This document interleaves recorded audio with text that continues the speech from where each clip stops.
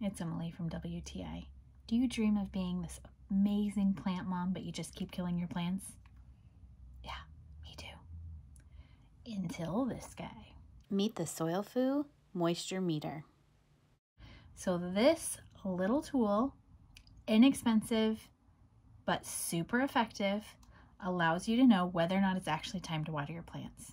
So if you're anything like me, I just watered them when I thought of watering them. Some thrived, some died. I didn't really check them before I watered them. I just kind of hoped for the best. But with this little tool, I take my watering can and my hydrometer and I just go check them before I water them. So it's got a little light. It goes from Celsius to Fahrenheit, and then it's got 3 little displays here. It's either wet, normal, or dry. I love this digital one. I actually tried one before that wasn't digital, and I just found it really hard to interpret and it didn't seem very reliable. So I swapped that out for this, and I am very happy I did. You just put it in the soil like this, a couple of inches down, and it tells you whether or not it's wet, dry, or normal. And then you can water it if it needs water. It's so great.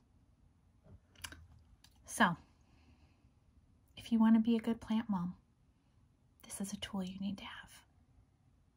And that's my point of view.